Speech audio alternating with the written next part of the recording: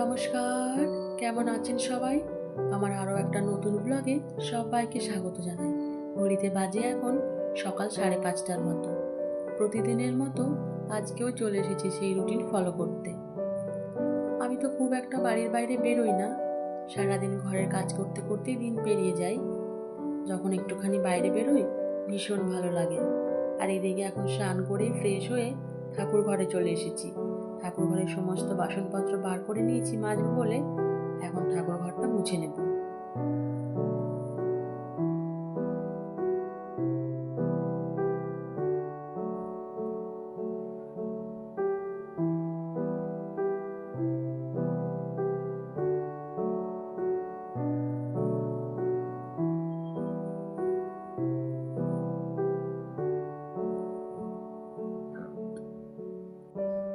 ঠাকুরের বাসনপত্র ধোয়া হয়ে গেছে, এবার চলে যাব রান্নাঘরে। রান্নাঘরটা আমি রাত্রেবেলা প্রতিদিনই মুছে রাখি, কিন্তু কালকে শরীরটা একটু অসুস্থ ছিল বলে আর মুছতে পারিনি। প্রথম যখন এই বাড়িতে এসেছিলাম তখন রাত্রেবেলা রুটি করে আটাগুলো ঝেড়ে রেখে দিতাম সকালে রান্নাঘরটা মুছবো বলে। তারপর আমার দিদি বলে কি রান্নাঘর নাকি প্রতিদিন রাত্রেবেলা পরিষ্কার পরিচ্ছন্ন করে রাখতে হয়। রান্নাঘরে তো মা অন্নপূর্ণা দেবীর বসবাস, তিনি নাকি রাত্রেবেলা রান্নাঘরে ঘোরাঘুরি করেন। তখন থেকে কিন্তু আমি কথাটা অক্ষরে অক্ষরে পালন করি, কিন্তু আবার যেদিন শরীর অসুস্থ থাকে সেদিন হয়ে ওঠে না, সেই সকালের জন্যই ফেলে রাখতে হয়। আর আমি সপ্তাহে একবার করে ফ্রিজ, কিচেন চিমনি, ফিল্টার সমস্ত কিছু ধুয়ে থাকি।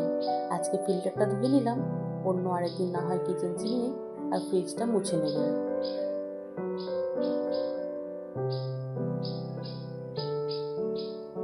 এইদিকে সকালের কতগুলো বাসন আছে সেগুলো ধুয়ে মুছে ঝুড়িতে তুলে নেব।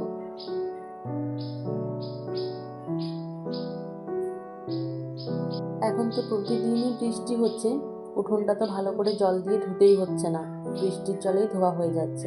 একটুখানি কলতলাটা জল দিয়ে ধুয়ে নিলাম আর পুরো উঠোনটা ভালো করে ঝাঁট দিয়ে নিলাম।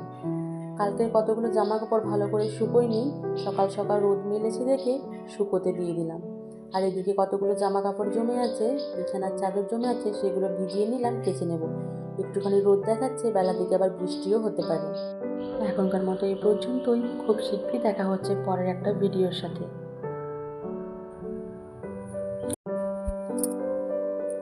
নমস্কার, কেমন আছেন সবাই?